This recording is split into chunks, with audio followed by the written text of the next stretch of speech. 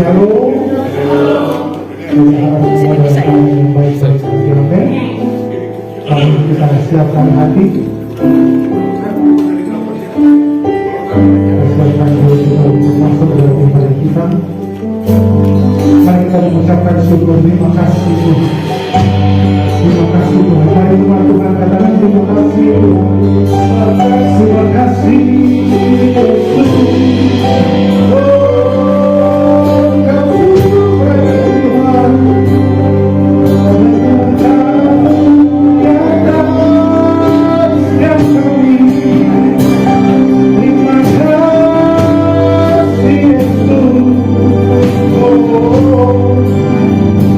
Kami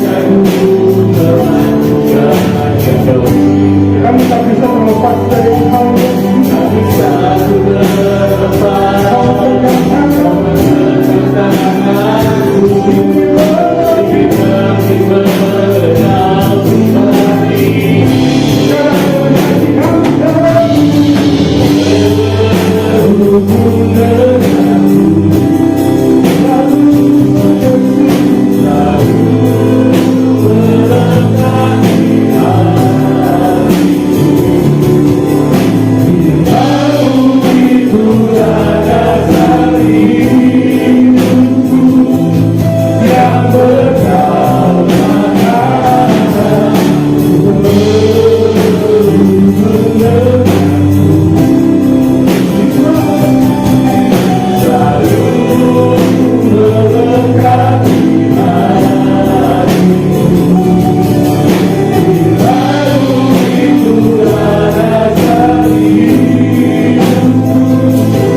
yang berkata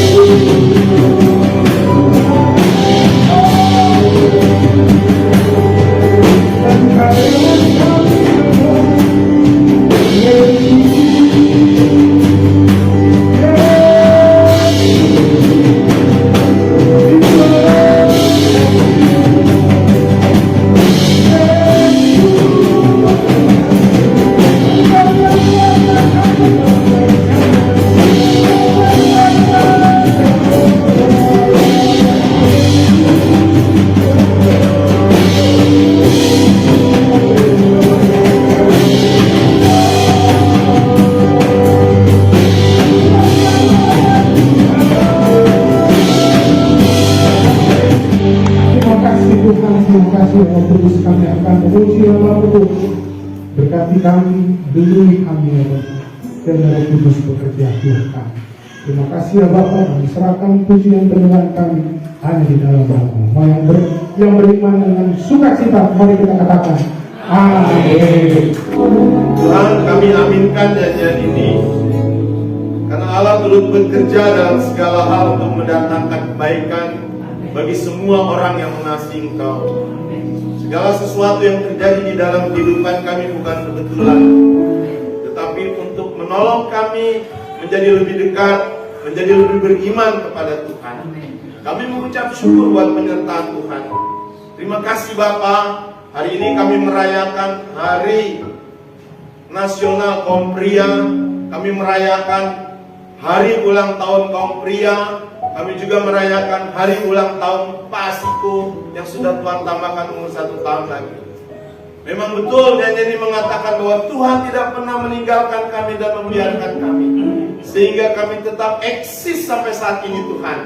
Terima kasih buat kebaikan Tuhan. Terima kasih buat pemeliharaanmu di dalam kehidupan kami. Terima kasih Tuhan buat kesehatan yang Tuhan berikan bagi kami, bagi kaum pria, bagi Pak Asiko juga. Terpuji namamu Tuhan, dimuliakan Engkau dan diagungkan Tuhan. Kami percaya Roh Kudus sudah hadir di tengah-tengah kami. Dan waktu kami mendengarkan firman-Mu, kiranya Roh Kudus akan mengurapi firman Tuhan, sehingga menjadi rema kepada setiap kami yang hadir pada sore hari ini Tuhan. Di dalam nama Tuhan Yesus Kristus, segala pujian dan penyembahan kami hanya untuk kemuliaan dan kebesaran nama Tuhan. Dalam nama Tuhan Yesus kami sambut berkat firman Tuhan. Haleluya. Semua katakan amin. Di musik, terima kasih. Wah, Evra luar biasa sekali ya. Dulu baru lahir, sekarang udah jago main drum. Puji Tuhan, terima kasih Bung ya, Tuhan berkati ya. Jadi berkat bagi kemuliaan dan kebesaran nama Tuhan. Bapak Ibu, hari ini kita sedang merayakan Hari Nasional Kaum Pria ya, dengan judul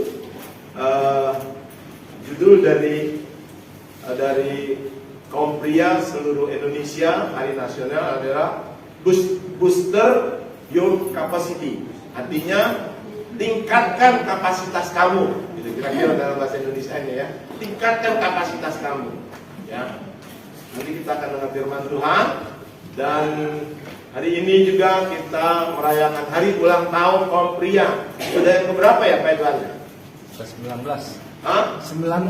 19. Wow, luar biasa sekali ya. Tenggelam, timbul, tapi beberapa tahun belakangan ini tetap eksis. Makasih buat kesetiaan kaum pria di tempat ini. Dan hari ini juga kita merayakan hari ulang tahunnya Pak Asiko. Yang keberapa Pak? 78. Wow, 78. Nanti pada saat saya memanggil Pak Asiko ke depan, saya minta ya 2 orang memberikan hadiah kepada Pak Asiko. 3 orang termasuk saya. Mau Bapak-bapak mengucap syukur bersama Pak Asiko? Pokok yang jawab cewek sih. Bapak-bapak mau nggak memberikan hadiah buat Pak Asiko? Hah? Mau ya? Cuman Pak Peri nih yang bilang mau nih ya. Mau dong ya. Nanti saya tagih setelah waktu Pak Asiko saya panggil ke depan. Baiklah, tingkatkan kapasitas kamu. Boost your capacity. Ya. Nah, khotbah ini saya ambil dari tulisan Harold Herring dengan judulnya adalah 7 cara meningkatkan kapasitas. Yesaya pasal 54 ayat 2. Ya. Kelihatan? Terima kasih. Thank you banget. Ya. Yesaya 54 ayat 2. Yuk kita baca sama-sama, kelihatan nggak di sini tulisannya? Ya. Yesaya 54 ayat yang kedua. Sama-sama ya. 2, 3. Berdosa tempat kemahmu, dan biarlah mereka membentangkan tirai-tirai tempat kediamanmu. Jangan mereka panjatkanlah tali-talimu dan kuatkanlah patok-patokmu. Nah, ini namanya boost your capacity. Artinya tingkatkan kapasitasmu. Ya, jadi perluaskan tempat kemah-kemahmu. Biar mereka membentangkan tirai-tirai tempat kediamanmu. Jangan berhemat, panjangkan tali-talimu dan kuatkanlah patok-patokmu. Jadi kapasitasnya itu ditingkatkan, Bapak Ibu. Ya. Slide berikut. Oke. Di dalam Matius pasal 25 ayat 14 sampai 30, di situ diceritakan tentang perumpamaan talenta. Ada yang dikasih 5, ada yang dikasih 2, ada yang dikasih 1. Pertanyaannya, kenapa dikasih 5, kenapa dikasih 2, kenapa dikasih 1? Ada yang bisa jawab? Kenapa kok Tuhan gak adil? Ada yang kasih 5, kasih 2, kasih 1. Kenapa? Kaum pria yang jawab tentunya. Ada yang bisa jawab? Sesuai kapasitasnya. Sesuai kapasitasnya, betul. Kemampuannya ada yang mampu 5, ada yang mampu 2, ada yang mampu 1. Jadi jangan heran kalau ada yang sekarang diberkati lebih, ada yang diberkati sedang, ada yang saat ini kurang diberkati. Ya. Semua sesuai dengan kemampuan kita untuk mengelolanya, untuk sesuai dengan kapasitas kita. Ya. Kemudian yang 5 mengembangkan kapasitasnya menjadi 10 totalnya. Yang 2 menjadi 4, yang 1 di dalam tanah dipendam, tidak mengembangkan kapasitasnya. Ya. Dan Tuhan berkata kepada yang 5, sabarlah engkau masuk ke dalam kesukaan Tuhanmu. Tetapi kepada yang 1 dikatakan, ya, panggillah hamba yang jahat itu, lemparkanlah ke dalam tempat kegelapan yang paling gelap. Di sanalah terdapat kertak gigi. Kenapa? Karena tidak mengembangkan kapasitas yang Tuhan sudah berikan. Tuhan sudah tahu nih kapasitasnya 5, 3, 2, 1. Tapi walaupun demikian Tuhan menghendaki supaya kita mengembangkan kapasitas kita. Ya. Kalau kita nggak mengembangkan kapasitas yang Tuhan berikan sama kita, Tuhan katakan, ini bukan saya yang ngomong ya, masukkan ke dalam api neraka. Serem ya.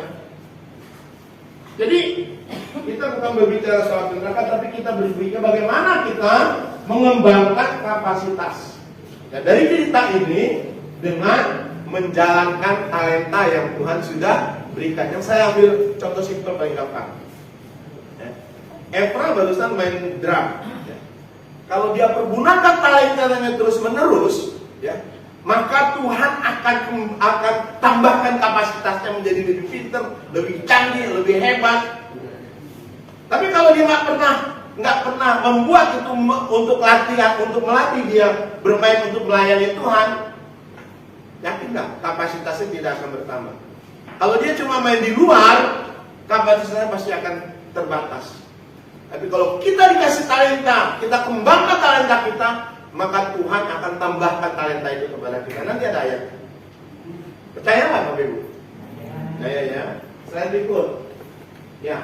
Di dalam 2 Raja-Raja pasal 4 ayat 1 sampai 7, itu cerita tentang siapa? Cerita tentang janda di Sarfat, ya kan? Jadi pada waktu itu masa kekeringan, kesusahan di seluruh negeri, ya. Orang banyak yang kelaparan. Si janda ini suaminya baru meninggal dan utangnya banyak utangnya, ya. Kemudian datanglah Elia ke tempat janda ini, ya. Lalu Elia minta makan. Janda ini bilang nggak punya, saya cuma ada segenggam segenggam terigu, tepung, dan segulir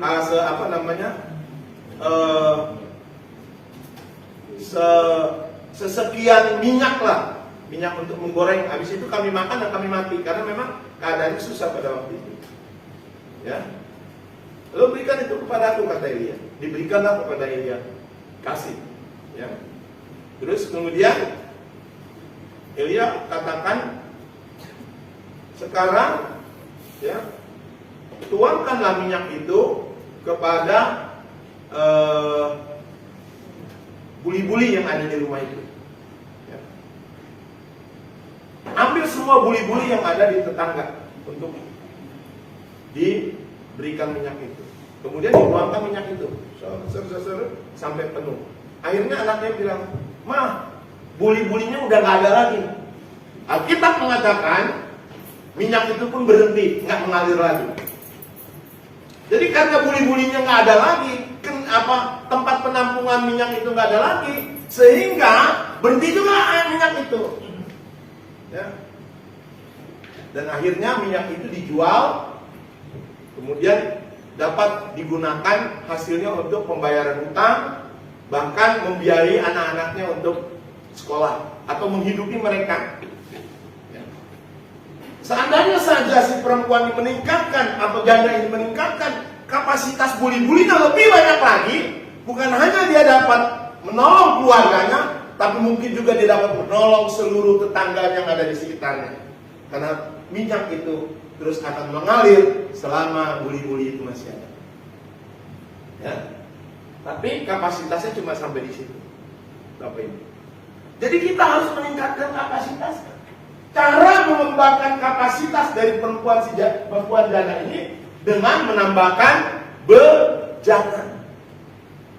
Dengan menambahkan bejana, meningkatkan kapasitas dengan menambahkan bejana, sehingga air minyak itu terus mengalir.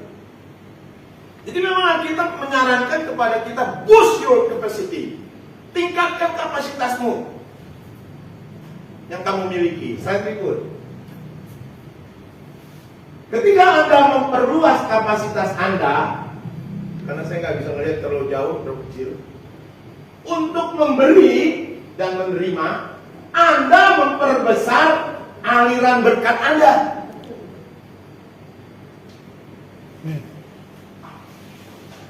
Kalau saudara main judi online, jadi miskin nggak?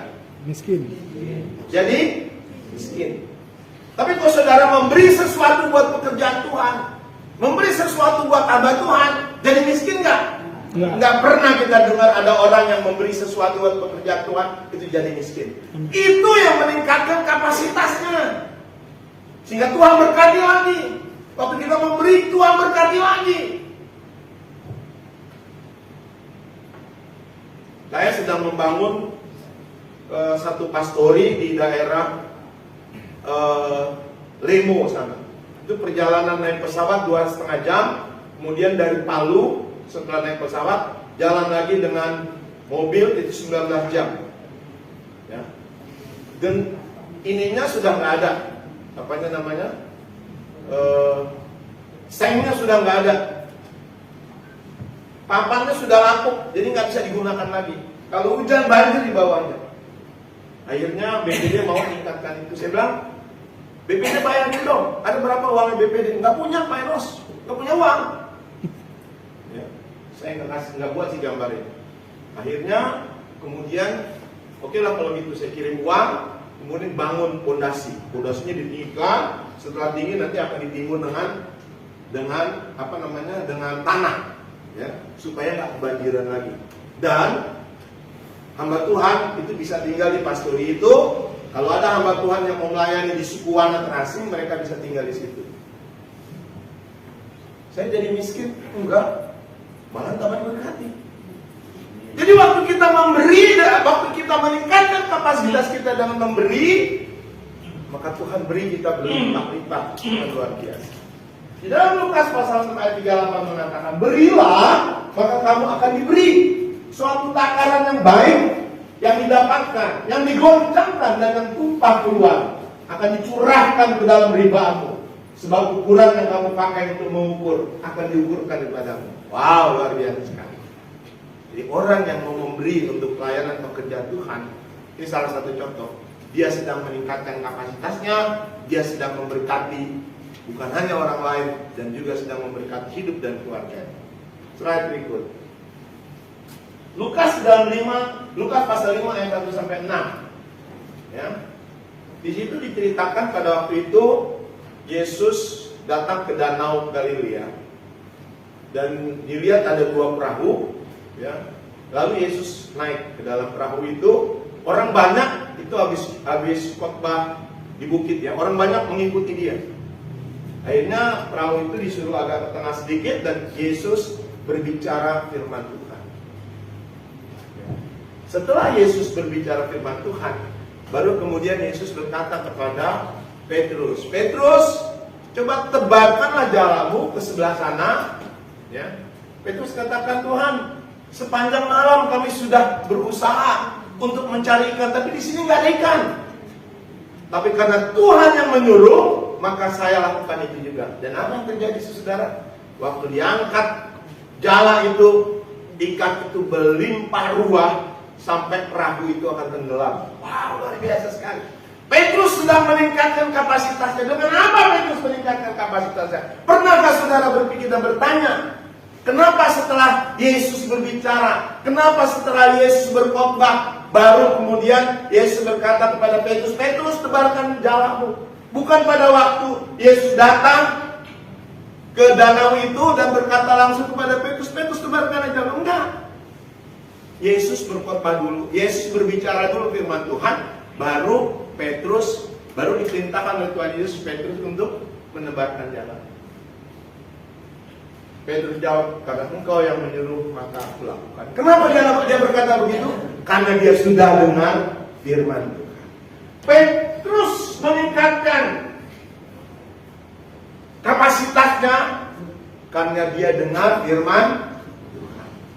Jadi salah satu untuk meningkatkan kapasitas kita dengan mendengar firman Tuhan, melakukan firman Tuhan, maka kapasitas saudara dan kapasitas saya sedang ditingkatkan. Karena itu jangan pernah malas-malas datang ke gereja. Harus setia datang ke gereja, harus setia baca firman Tuhan. Berapa pasal saudara baca satu hari?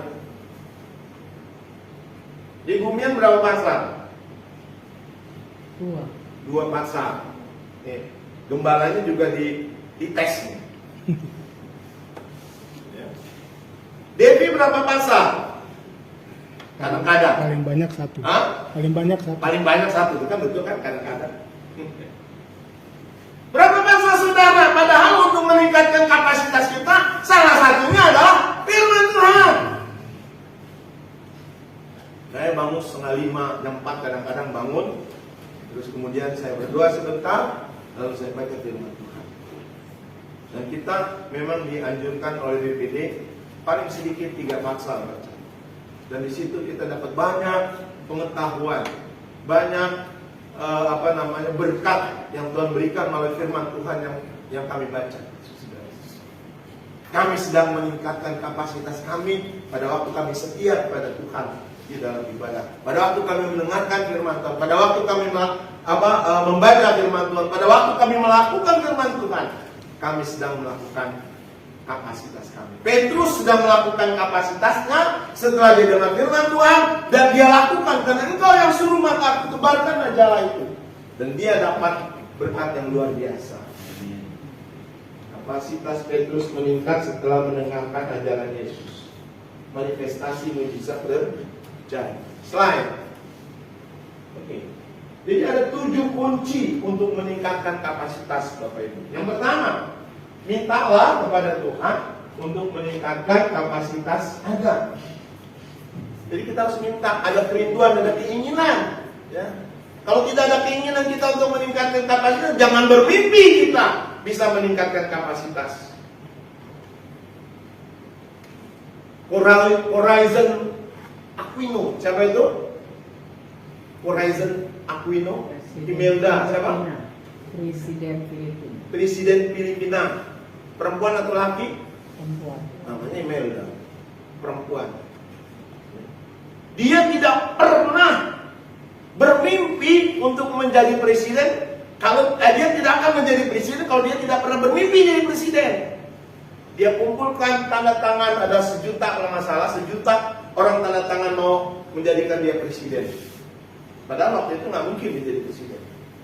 Akhirnya dia jadi presiden. Jadi minta, ada keinginan kita untuk meningkatkan kapasitas kita. Kalau kita nggak pernah bermimpi, kita nggak ada kerinduan untuk meningkatkan kapasitas, jangan harap kita dapat meningkatkan kapasitas kita dan Tuhan memberkati kita lebih. 1 Tawarin pasal 4 ayat 10. Yabes berseru pada Allah Israel katanya, kiranya Engkau memberkatiku berlimpah-limpah dan memperluas daerahku. Ini si Yabes sedang minta sama Tuhan. Dan kiranya tanganmu menyertai aku dan melindungi aku daripada malapetaka, sehingga kesakitan tidak menimpa aku. Dan bagian terakhir ayat itu mengatakan, dan Allah mengabulkan permintaannya itu. Wow, luar biasa. Karena dia minta. Ya, jadi yang pertama adalah minta. Terus slide berikut. Yang kedua, keluar dari zona nyaman dengan menantang keadaan yang ada. Kita jangan cuma datang ibadah, terus sudah enak-enak pulang ke rumah, udah itu aja. Minggu depan datang lagi ibadah, pulang lagi ke rumah. Enak sih, nggak ngapa-ngapain. Tapi kita sedang ada di zona nyaman dan kita tidak memperluas kapasitas kita. Abraham diberkati oleh Tuhan dengan luar biasa menjadi satu bangsa yang besar, di mana keturunannya menjadi seperti bintang di langit dan seperti pasir di pantai, di tepi pantai, di pantai. Karena apa? Karena Abraham keluar dari zona nyamannya. Zona nyamannya di mana? Di rumahnya.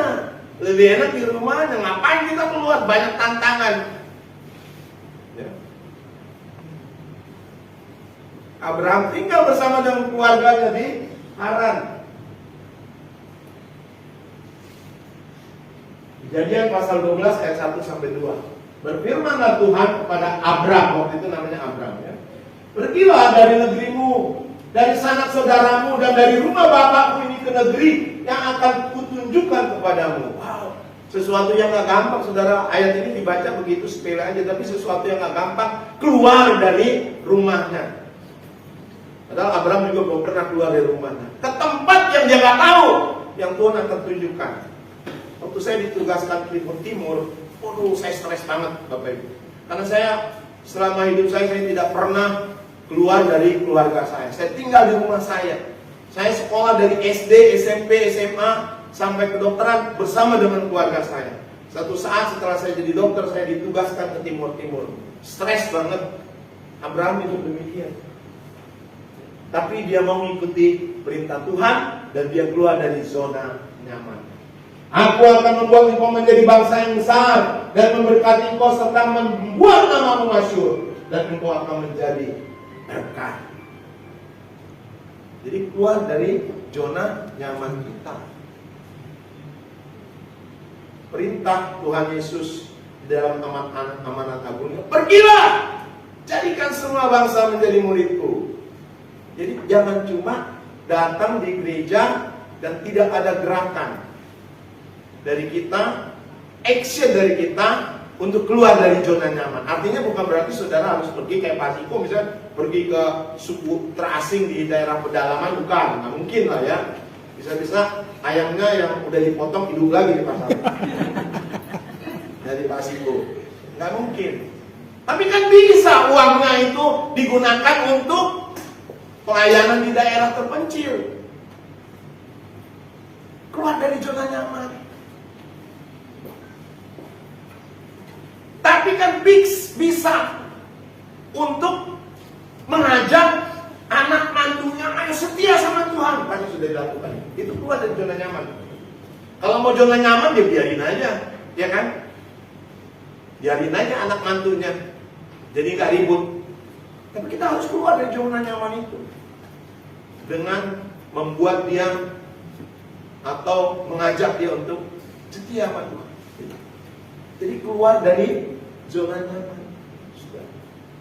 Kalau selama ini kita tidak ada niat atau tidak ada maksud atau tidak ada gairah untuk menginjil, kita mulai menginjil, kita harus beritakan berita sukacita kepada orang-orang yang ada di sekitar kita. Berdoa seperti Ibu Mia berdoa, Tuhan kasih satu jiwa saya satu ini hari ini supaya saya bisa menginjili dia dan mengenal Engkau sebagai Tuhan dan Juru Selamat. Pasti Tuhan akan kirim satu jiwa.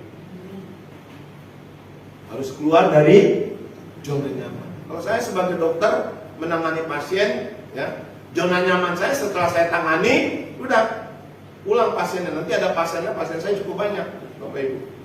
Ya. Tapi saya harus keluar dari zona nyaman seperti itu. Saya harus ambil kesempatan untuk beritakan firman Tuhan kepada orang-orang yang sedang memerlukan pengharapan. Ada satu keluarga yang stres, anaknya merasa dibully oleh ibunya, ibunya ditinggal oleh suaminya kawin lagi 4 kali. Ya. Anaknya manggil ibunya aja lu gua di depan saya. Anaknya dugem terus, narkoba, dan di depan saya ada suaminya, dia bilang, saya ini lesbi dong. Ada suaminya benar. Hancur keluarganya. Nah dalam keadaan seperti itu apa sih diam aja? Supaya saya zona nyaman, waktu saya jadi cepat pulang ke rumah? Enggak. Saya sampaikan firman Tuhan kepada mereka. Kita harus keluar dari zona nyaman. Nah, selain itu, yang ketiga, kenakan kacamata rohani. Ya. Di dalam 2 Korintus pasal 5 ayat yang ke-7, Rasul Paulus katakan, sebab hidup kami ini adalah hidup karena percaya, bukan karena melihat. Percaya pada firman Tuhan, bukan karena melihat.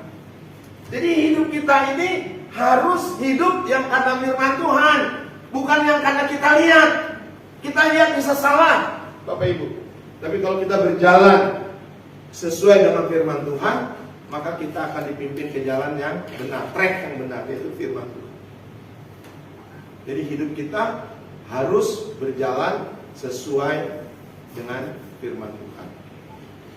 Rasul Paulus katakan, karena hidup kami ini bukan hidup karena melihat, tapi hidup karena percaya kepada firman Tuhan. Yang berikutnya, yang keempat, berpikir seperti Allah berpikir. Oh, luar biasa sekali kalau ini udah sampai fase di sini sekarang. Saudara sedang meningkatkan kapasitas saudara. Pada waktu saudara memiliki pikiran Allah, bisa nggak? Bisa. Di dalam 1 Korintus pasal 2 ayat yang ke-16 bilang, sebab siapakah yang mengetahui pikiran Tuhan sehingga ia dapat menasihati dia? Di dalam ayat sebelumnya, Allah itu pengetahuannya dalam dan luas, lebar, dan segala macam. Ya. Di dalam 1 Korintus 2 ayat 16 katakan, tetapi kami, kata Rasul Paulus, memiliki pikiran Kristus. Jadi pikiran Kristus itu ada di hidupnya Paulus, ada di hidupnya tim pelayanannya. Ini dia sedang memperluas kapasitas.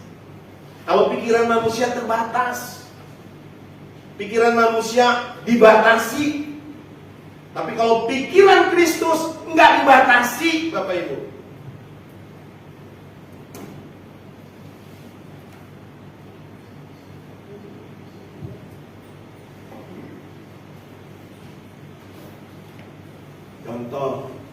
Contoh ya yang simpel. Pak Edward misalnya,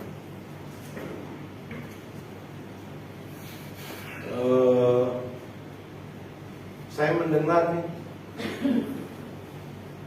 Pak Edward bicara kalau Dr. Enos khotbah itu membosankan. Ya, Pak Edward ya. Oh, iya.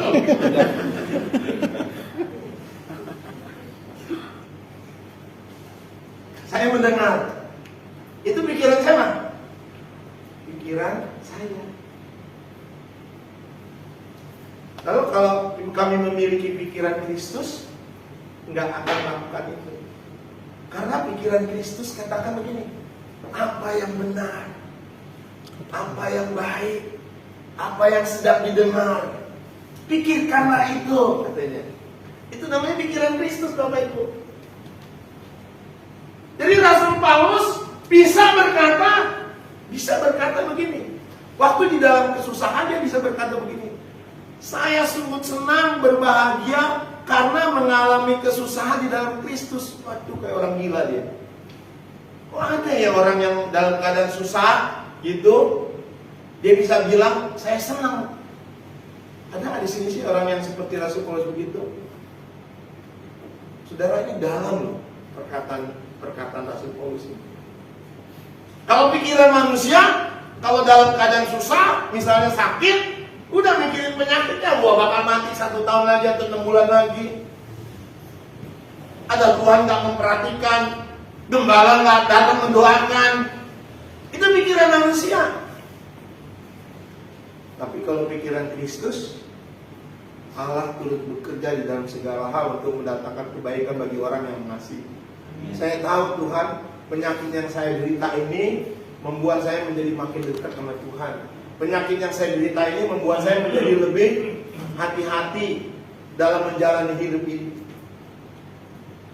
Saya baru ngerti itu. Paulus berkata, saya senang bahagia karena saya susah, karena saya sakit. Baru ngerti, saudara. Setelah saya divonis sakit jantung, 3 ring saya di dada saya, di jantung saya, di saluran, di pembuluh darah jantung saya, 3 ring. Ya. Saudara bayangkan kan, kalau misalnya tidak dipasang ring itu, nggak sampai 1 tahun saya sudah maniot, meninggal ya, dead, nggak sampai 1 tahun pasti. Karena dari pembuluh darah utama yang di sebelah kiri yang memperdarahi jantung saya, itu pembuluh utama yang kiri itu dari atas sampai bawah itu kesumbat semua. Jadi bisa dibayangkan, yang sebelah kanan itu pembuluh darah itu udah kesumbat 60%. Jadi pada waktu itu ketahuan kesumbat, langsung dipasang 2 ring.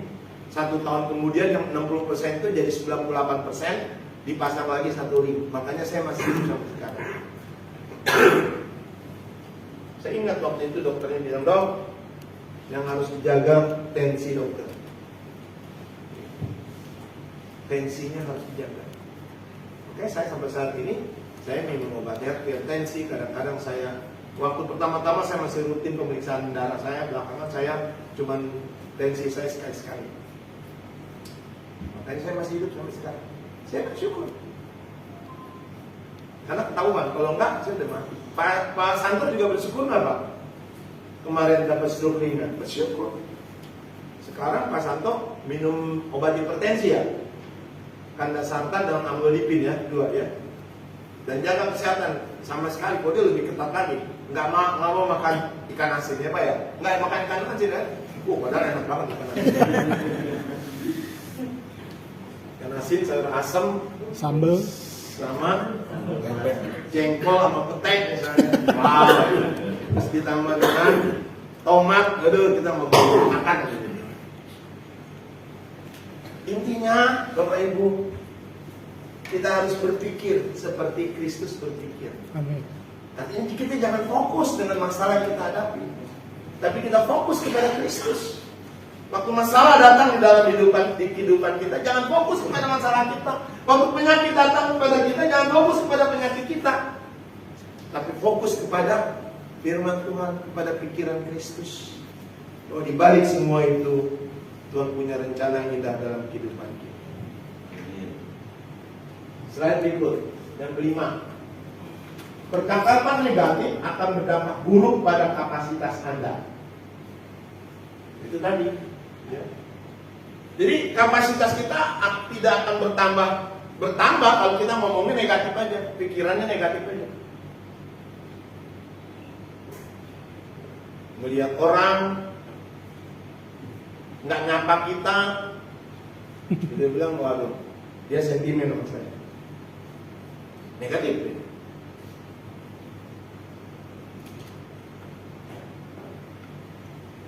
Jalan macet, pikirannya negatif. Anak gak pulang, pikirannya oh jangan-jangan ketabrak dia. Itu kan bikin cepat mati Bapak Ibu. Bukan meningkatkan kapasitas, tapi bikin cepat mati. Berdampak buruk pada kapasitas kita. 1 Korintus 15 ayat 33. Dari mana pikiran negatif itu timbul? Biasanya dari pergaulan. Kalau kita bergaul dengan tukang apa namanya? Kita bergaul dengan tukang ikan, kita akan bau amis.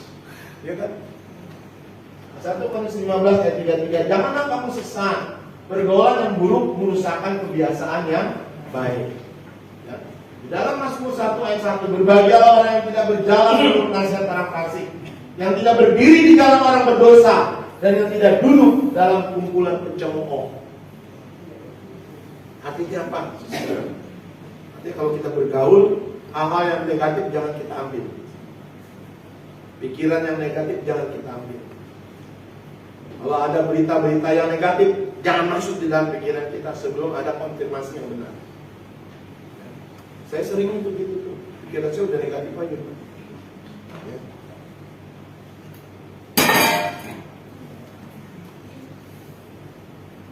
Si John ini pulangnya malam. Kenapa ya? Wah, jangan-jangan terjadi sesuatu nih. Naik motor, tabrak, atau apa, suka pikiran begitu. Soalnya dihubungi nggak nyambung-nyambung, di WA nggak nyambung-nyambung. Kenapa nih dia? Setelah lama-lama baru Pak, maaf Pak, HP John belum di-charge. Ini lagi rapat belum selesai. Ternyata rapat tuh. Pikiran kita negatif. Ya. Jadi percakapan negatif akan berdampak buruk pada kapasitas Anda. Yang keenam, yang terakhir, belum terakhir ya.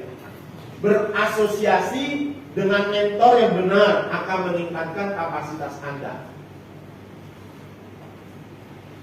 Jadi penting bagi kita kalau kita mengalami masalah, mengalami sesuatu, tanya kepada gembala, tanya kepada senior, tanya kepada orang rohani, betul nggak ini Bu? Apa yang saya pikirkan betul nggak? Jadi jangan kepada poin yang kelima, tapi harus berhubungan dengan orang-orang yang lebih rohani, orang yang benar.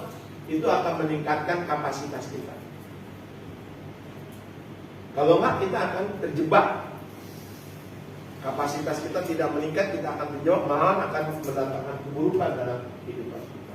Di dalam 2 Samuel pasal 17 ayat 1-4, waktu itu Absalom, siapa Absalom? Anaknya Daud yang memberontak. Ya. Absalom minta nasihat kepada Ahitofel. Ya. Ada 2 nasihat. Nasihat yang pertama, si Ahitofel bilang, udah ambil gundik-gundiknya Daud itu, tiduri dia. Dan dilakukan sama Absalom. Dia tiduri gundik-gundiknya si Daud. Tapi ini adalah memang hukuman terhadap Daud. Kutukan terhadap Daud karena dia mengambil Betsheba, ya, menjadi istrinya. Sehingga Nabi Nathan datang kepada Daud, engkau mengambil Betsheba dengan diam-diam, istri-istrimu akan diambil orang di depan umum. Dan terjadilah itu. Absalom ambil gundik-gundiknya Daud dan ditiduri di depan kemah, semua orang tahu. Itu diikutin sama si Absalom. Tapi sebetulnya itu adalah memang Tuhan hukum si Raja Daud. Ya. Tapi yang kedua, si Ahitofel ini menyarankan Absalom untuk memobilisasi 12.000 orang dan menyerang Daud pada malam hari saat Daud lesu dan saat Daud dalam keadaan lemah. Tujuannya adalah untuk mengalahkan Daud dan membunuh Daud.